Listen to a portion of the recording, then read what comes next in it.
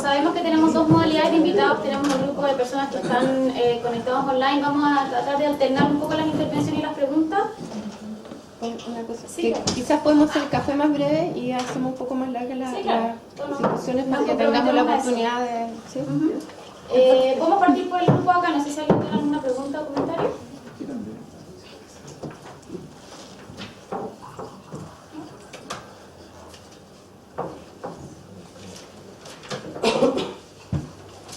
No, bueno, si quieres, Javier, entonces podemos comentar las cosas que nos han dicho los invitados online. ¿Tenemos algunas preguntas o algunos comentarios?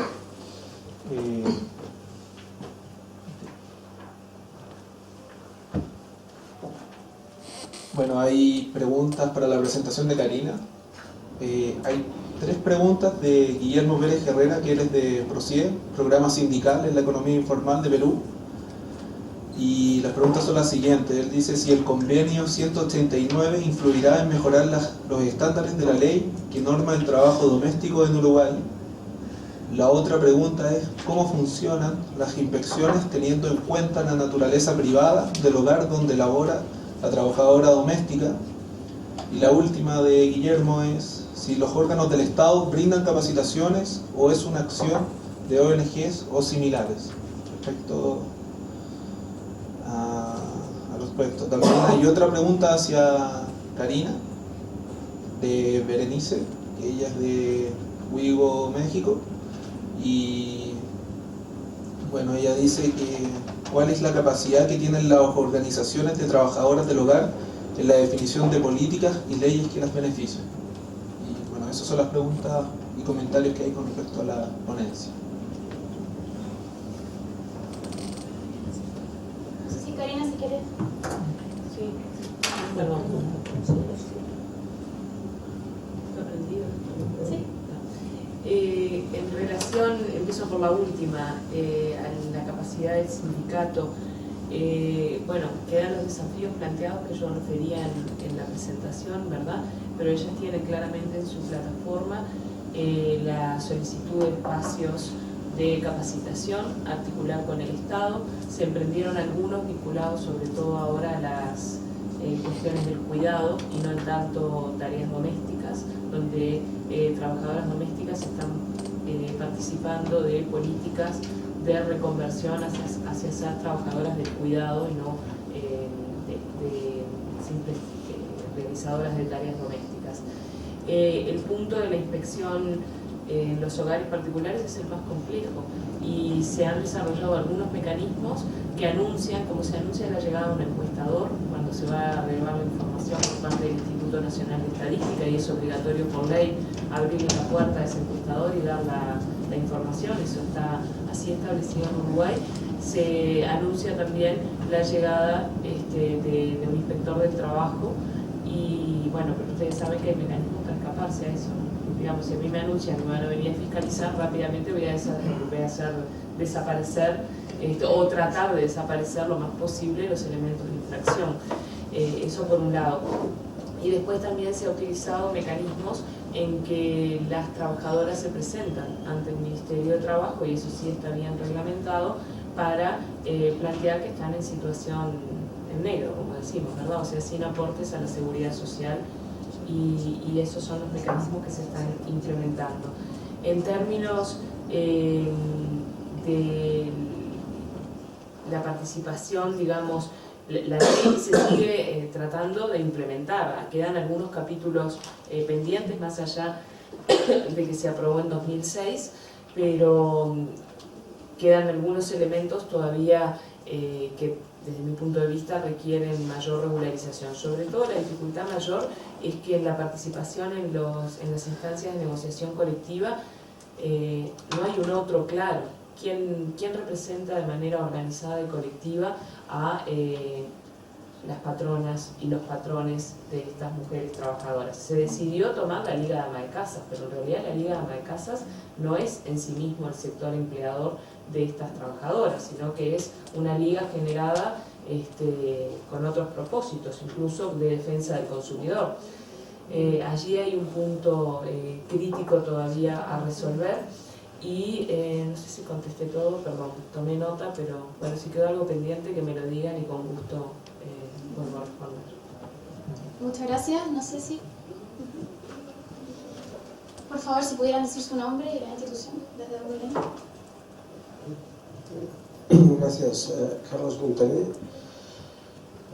Mi comentario es simplemente con la cuestión de la miopía que aparecía en la presentación de Julio varias veces. Me pregunto si la llamada miopía de los informales con respecto a sus problemas de salud y pensar que no van a ser importantes en el futuro o que pueden usar las asociaciones para cubrirlos, es más bien un ajuste a la realidad en la que se encuentran, como una disonancia cognitiva, más que el hecho de rechazar otra alternativa. O sea, en Canadá donde estoy, la medicina privada es ilegal y los informales usan una pública universal en 5 pagos y, en fin, yo creo que no vayan a usarla por otros motivos, ¿no? O sea, si existe y se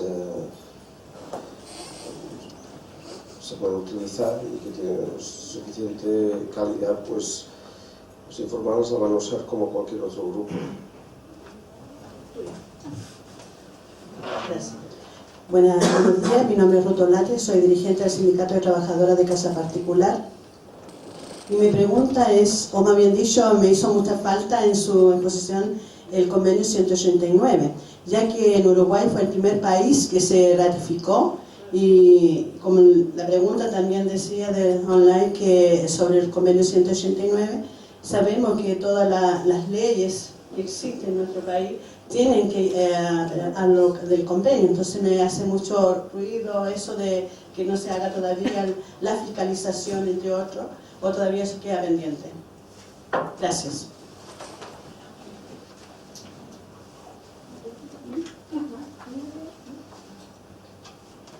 ¿No hay más? Yo quería, Pamela Guiguren de la Escuela de Salud Pública. Para Julio quería preguntarle un poco que comentara también, porque pensando en que los cuentapropistas, digamos, podrían tomar medidas, por ejemplo, de poner recursos en fondos de pensiones, cosas similares. Cuando veíamos la revisión conceptual respecto a los estudios de trabajo informal, veíamos como un punto súper importante la desconfianza en los sistemas, digamos, de aseguramiento. Entonces, saber, digamos, su comentario respecto a la realidad de Paraguay, en términos de cómo podría influir, que también tiene un poco relación con lo que decía Carles, respecto de cómo influiría eso, que también los trabajadores independientes no pudieran acceder a esos sistemas que hoy día sabemos cómo están funcionando. Y para Karina también quería preguntarle si el tema de la intersección, digamos, del trabajo doméstico remunerado con la migración en Uruguay. Gracias.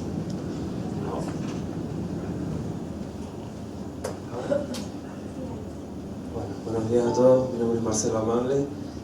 Bueno, agradecer a los 4 la presentación, la verdad que estuve muy entretenido, fue muy interesante las 4 presentaciones, pero tenía algunas preguntas para la señora Patricia, que agradecerle la presentación también, que fue realmente muy interesante escucharla.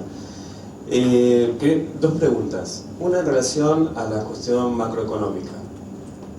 Si es posible pensar una viabilidad de la actividad textil y de construcción de derechos laborales en esa actividad en un mercado tan abierto, tan liberalizado. Y la segunda tiene que ver un poco con este trabajo que ustedes están haciendo de política sindical, gremial, respecto a las expectativas que tienen las trabajadoras.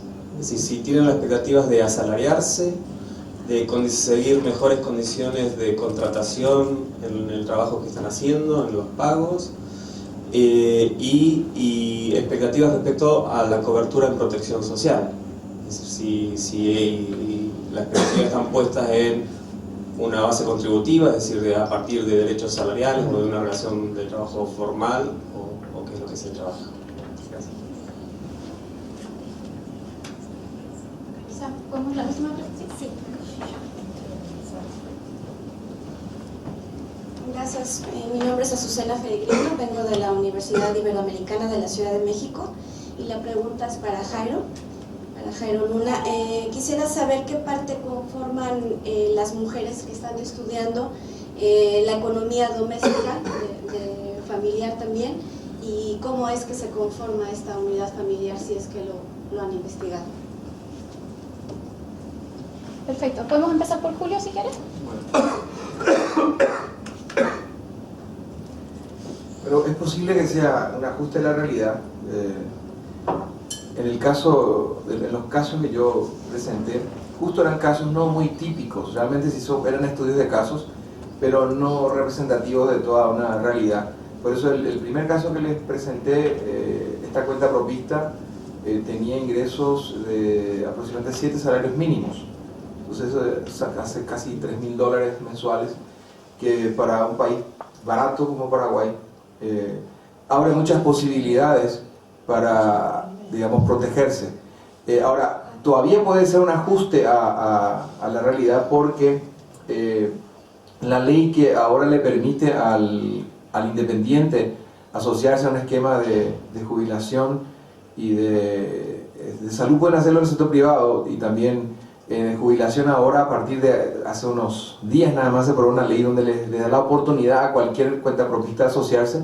Entonces no había esa realidad todavía, pero la percepción en las respuestas a las preguntas de estas personas que no estaban preocupadas por la jubilación porque la finca le iba a dar suficiente retorno, o porque si tuvieran algún accidente, algún imponderable, podían vender sus activos. Entonces yo me refería a cierta miopía porque o cierto desconocimiento, porque los costos de salud son tan elevados que aún todos los activos se pueden ir exterminando decía el ejemplo que daba, en un accidente cardiovascular. En Paraguay uno entra en terapia intensiva y si no está asegurado a una institución que se llama IPS, que es del Estado, digamos, uno termina quebrado.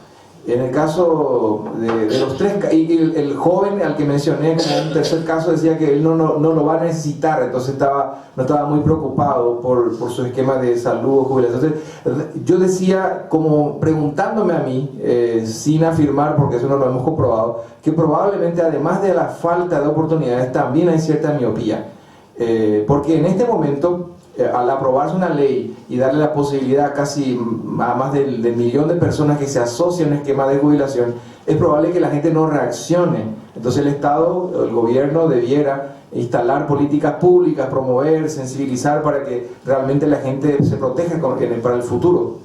Entonces, si fui muy categórico, bueno, me retracto y digo, me pregunto, ¿no será que hay también, además, cierta miopía? Eso que quede en la agenda y no que haya afirmado que hay miopía. Entonces, pero es posible que sean ambas cosas, un ajuste a la realidad que se vive en el país, y por otro lado también cierta miopía. Por otro lado, respecto a la otra pregunta,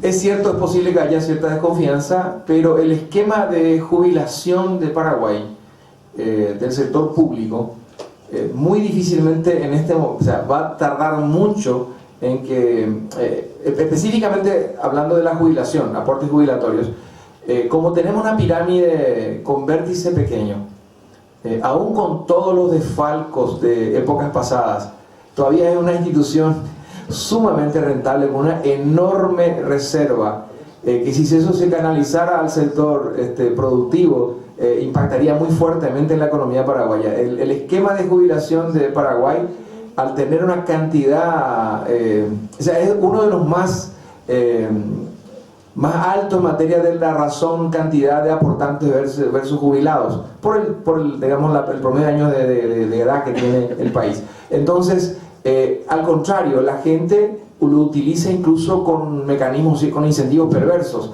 ¿Qué significa eso? Como el cálculo se hace en los últimos 3 o 4 años, como esquema de reparto, la gente lo que aporta, declara o subdeclara, ahí gana el empleado y gana el empleador, y cuando está llegando la fecha de cálculo, de cómputo, bueno, ahí declara lo que corresponde. Entonces, el esquema todavía es muy benigno, todavía nos faltan 30, 40 años para que esto empiece a tener problemas. Entonces, al contrario, genera estar asociado, incluso los médicos, en general tienen sus consultorios privados y anhelan incorporarse al sistema del IPS porque tienen ahí, digamos, actividades del sector privado más del sector público y se garantizan una jubilación. De modo que eso en este momento no hay problema. Con respecto a la salud, sí. Cuando uno habla de acceso hay muchos problemas, como yo me veía reflejado en lo que mencionaba el colega de Colombia, pero cuando hay accidentes graves y terapias intensivas de largo plazo, ahí no hay nada mejor que el tema público. Es más, yo a mis padres los tengo en el sector privado y en el público. En caso que haya muy grave, irán al público, porque realmente da una garantía y ahí, digamos, no tiene límites la cobertura. Muchas gracias, Julio. Karina, no sé si... Sí, en relación a la consulta que hacía la dirigente, por supuesto que el convenio 189 es importante. La razón por la que no está mencionada es que este documento se hizo antes de que Uruguay ratificara, que fuera el primer país en ratificar el convenio 189. Todo esto que yo expuse refiere a los cambios que implicó en las condiciones de trabajo y sobre todo en la formalización del sector del trabajo doméstico a partir de la aprobación de esa ley del 2006. Y por eso intenté mostrar cuáles habían sido las variaciones. Eso por el lado del convenio, y la fiscalización, más allá de que hay que hacerla, representa dificultades hasta el día de hoy. Se han hecho campañas de sensibilización y demás para que las personas voluntariamente inscriban a sus trabajadoras domésticas en la seguridad social, y como vieron en el cuadro que presenté, se ha logrado aumentar los niveles de cobertura, pero se está lejos de llegar al 100%, que sería lo deseable, ¿verdad? En relación a la migración que preguntaban por aquí, si bien es un fenómeno que se da, es un fenómeno que no es muy significativo en el Uruguay. Todavía no hay una presencia importante de trabajadoras migrantes en el sector doméstico. No quiere decir que no exista, ¿sí? Pero no tiene la importancia que puede tener en países como Argentina, por ejemplo, donde además se ha estudiado las cadenas globales del cuidado basadas en esta migración de personal doméstico, ¿verdad? Principalmente en el caso de Argentina, de Paraguay y demás. Tenemos presencia, sí, incluso salió en prensa algunos casos donde los niveles, obviamente, de cobertura de la seguridad social son todavía más bajos, de trabajadoras del Perú o de Bolivia en situaciones de muy malas condiciones laborales en hogares particulares, pero son hechos puntuales y no hay una presencia todavía desde el punto de vista estadístico significativa en el total de trabajadoras del sector doméstico. Creo que no me queda nada pendiente. Gracias. ¿Patricia? Mire, con respecto a la pregunta macroeconómica y la viabilidad que hay en ella, la verdad es que uno tiene que pensar primero que en Chile no se va a terminar el trabajo a domicilio, ¿ya? Y porque hay nichos de producción que no es posible hacerlo fuera del país. Hay cierta cantidad, por ejemplo, como la ropa de las Fuerzas Armadas, y estoy hablando de las Fuerzas Armadas cuando estoy hablando de los militares que tienen estrellas. Los otros se mandan afuera. Se está confeccionando en Colombia, por ejemplo, la ropa de camuflaje, ¿ya? De Chile. Pero hay ropas especializadas que no se hacen allá porque tiene que ver, y yo decía, si esto es de clase. Ya ellos necesitan algo espectacular que sea ellos y a la pinta de ellos. Se hace que en Chile, y ese es un nicho que tienen las trabajadoras textiles, pero eso tampoco va, por ejemplo, a domicilio. Pero sin embargo, lo que va a domicilio son los distintos nichos que hay con respecto a la ropa de uniformes que se negocia colectivamente en distintas entidades públicas que tienen que ser cambiadas año por año. Me refiero a AFP, banco, todas estas empresas que tienen que ver con de verse bonitas, ¿ya? Y que tienen que ir cambiando, ¿ya? Esa ropa esa sí que se va a domicilio, ¿ya? Por lo tanto, y no es posible, y como varía a un año a otro los colores, telas de invierno y verano, y tiene que ver también con como dicta la moda, es que no se pueden traer, por ejemplo, en grandes containers, ni del Asia, ni de China. Por lo tanto, son algunos nichos que irían quedando para la economía, esta macroeconomía pequeña de las trabajadoras textiles, en las cuales trabajan en su domicilio y van a seguir laborando. Esa es una de las partes. Con respecto a la viabilidad de los derechos laborales, sin organización, aunque parezca eslogan, no hay solución, ¿ya? Porque así es. O sea, nadie, a lo menos en la historia del movimiento obrero de Chile, a los trabajadores nadie le ha arreglado nunca nada. Todo ha ido con lucha, con todo esto. Por lo tanto, esto se sigue repitiendo, porque estamos realmente en un retroceso enorme desde el movimiento sindical. La ficha de la salitrera en la tarjeta de crédito hoy día, el trabajo a domicilio regulado en el año 1931, hoy día no está regulado, estamos recién incipientes. ¿Y por qué? Y yo me pregunto por qué se reguló en aquel tiempo si deben haber existido tantas mujeres que trabajaban en su domicilio, al igual que hoy día, y no debe haber sido solamente del ámbito textil, para que pudiera regularse una ley. Por lo tanto, yo creo que con respecto a los derechos laborales, estamos recién empezando a caminar en esto. Yo siento que los primeros logros que serían ir a la formación de los sindicatos, para la defensa de ellas, y que ellas puedan tener su propia agenda política de presentación al gobierno para poder avanzar en sus propios derechos. Esa es mi impresión, ¿ya? Es lo que uno está viendo. Con respecto a las expectativas de asalariarse, la verdad es que, para ser muy fiel a la realidad, es que hay dos tipos de mujeres que trabajan en su domicilio. Un primer segmento que tiene que ver etariamente son aquellas mujeres jóvenes que están recién paridas y que tienen que quedarse en su casa sí o sí para cuidar a su hijo por una cuestión cultural, ¿ya? Y también por el poco acceso que hay a las salas cunas si tú no las pagas, porque hay salas cunas privadas que también cuestan mucho, muy caras.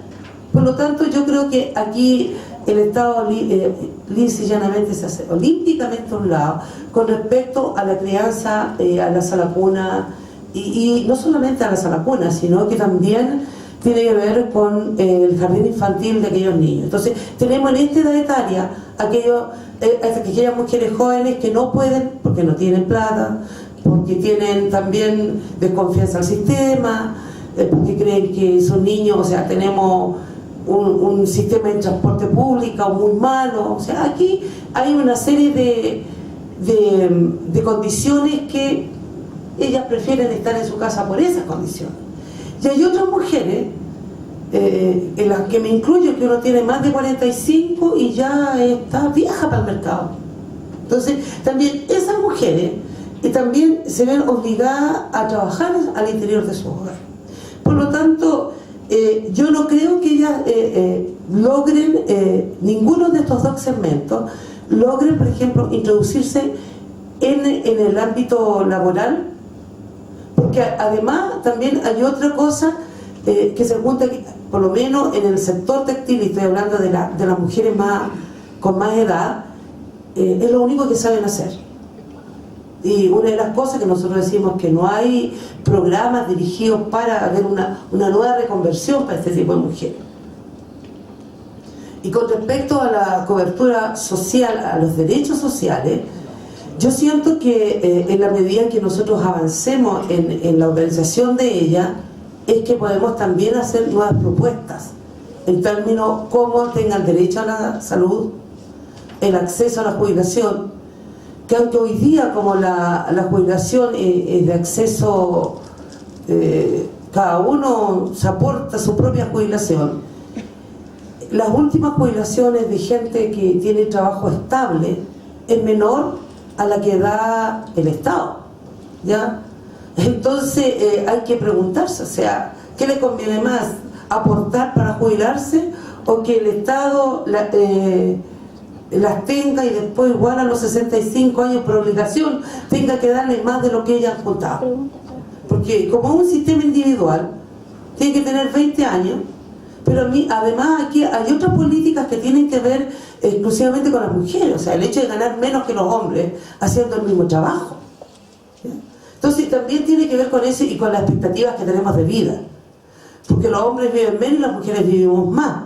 Por lo tanto, la repartición individual tiene que ver con eso. Entonces, yo siento que aquí hay que hacer otra apertura, otras indicaciones que tienen que ver cómo nos jubilamos y cómo aportamos por lo menos para jubilarse. En el caso de la salud es exactamente lo mismo. Exactamente lo mismo, porque el auge va abriendo una nueva cobertura de enfermedades que las mujeres que no tienen se atienden en un consultorio. Es cierto lo que decía el compañero, que acá se repite, que tenemos que ir a las 5 de la mañana a buscar un número y que nos atienden hoy día dicen que a los 3 meses ya tenemos que estar operadas.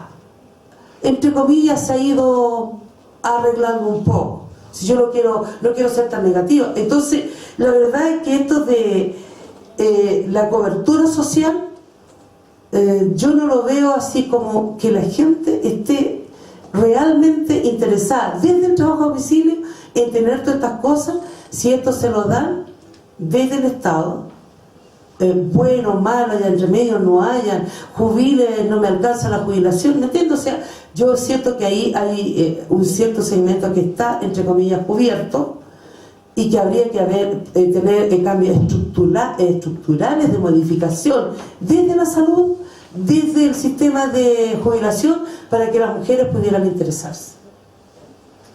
Gracias, Patricia. Antes de darte la palabra, Jairo, hay una pregunta para ti en internet, así que la aprovechamos de comentar para...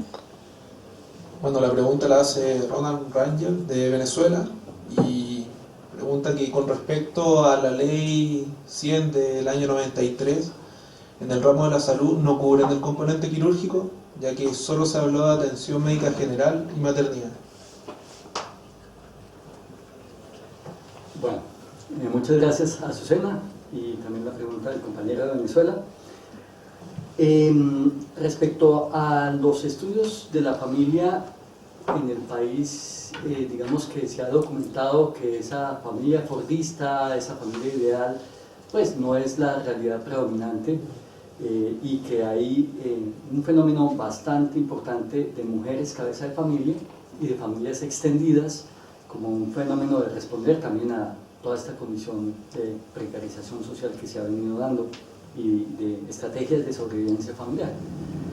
Entonces, pues, digamos que en esta condición el aporte de ingreso económico por parte de las mujeres y también el trabajo infantil, pues son fenómenos que se han venido estudiando y que existe, pues, un aporte muy importante.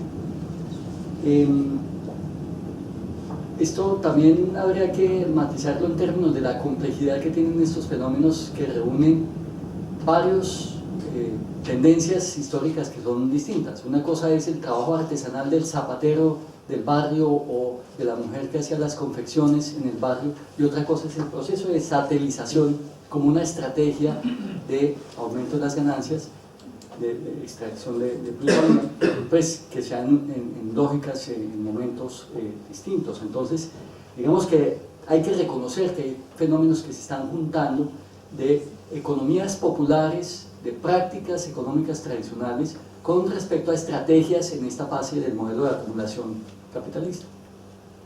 Creo que es una realidad que cobija diferentes de nuestros países. Y igualmente, incluso en algunos de estos grupos focales se dio el análisis frente a lo que implicaba los tratados de libre comercio para estas mujeres y cómo el ingreso de las mercancías provenientes del Asia pues había implicado el pago de la remuneración del ingreso de estas mujeres para el pago de las confecciones. Es decir, las confecciones colombianas se han logrado sostener sobre la base de estrategias de sobreexplotación para competir con la importación de mercancías de Asia. Entonces, digamos que todo esto reúne procesos que son del orden internacional y del orden nacional y local, que son pues complejos, pero que hay que seguir estudiando para ver las estrategias de cómo se superan estas inequidades. Hay aspectos que surgen aquí que sabemos que no están suficientemente estudiados y que valdrá la pena profundizar en su estudio, en un análisis de economía política de las redes productivas en las cuales se hace este trabajo. Hasta donde logramos percibir en el trabajo de campo de este estudio, no es producción de maquila entendida como producción de exportación. Es más para el mercado nacional, pero me queda la duda porque pues, no solamente por el conflicto armado, sino también por esto de la exportación de las prendas de los camuflados, pues es una industria bastante importante. Hay cosas por estudiar que no tenemos claro. Con respecto a la pregunta de Ronald, ha habido un fenómeno con respecto a la Ley 100 de 1993, y es que ella, como ustedes recuerdan, en el informe del Banco Mundial de Invertir en Salud, se habla de paquetes de beneficios, paquetes individuales y paquetes colectivos. El aseguramiento tiene unos paquetes individuales donde todo el tiempo se ha buscado restringir la cantidad de servicios y procedimientos a los cuales tienen acceso las personas. Sin embargo, nuestra Constitución Nacional también incluyó un mecanismo de tutela para reivindicar el derecho a la vida, pero por conexión la salud ha sido incorporado a ese derecho. Entonces, vía exigibilidad del derecho, se ha demandado que se garantice el acceso a otros servicios no incluidos en el paquete de beneficios. Entonces, las intervenciones quirúrgicas sí están contempladas allí. Lo que pasa es que precisamente en este tiempo el conflicto ha trascendido a un nivel de reforma constitucional para incorporar un principio constitucional de sostenibilidad financiera. Es decir, hoy en día hay una crisis muy importante de la salud en Colombia que ha tenido que ver con el uso de las tutelas para el acceso a los servicios de salud, que implica que el negocio privado se pone en tela de juicio para obtener las ganancias que se plantean. Entonces, si constitucionalmente prima el criterio de sostenibilidad financiera sobre el derecho a la vida, entonces van a limitar el paquete de beneficios. Pero hay muchas dificultades de todos los órdenes que expresé aquí para que las personas satisfagan su necesidad. O sea, uno podría decir, hay mecanismos de exigibilidad que permiten el derecho a acceder a todos los servicios que se requieren, pero en la práctica hay barreras que impiden que las personas satisfagan adecuadamente su necesidad. No sé si fui claro con la respuesta. Gracias. Muchas gracias, Jairo. Bueno, estamos bastante retrasando el programa, así que agradecemos a nuestros expositores y pasamos a un café cortito, unos 10 minutos.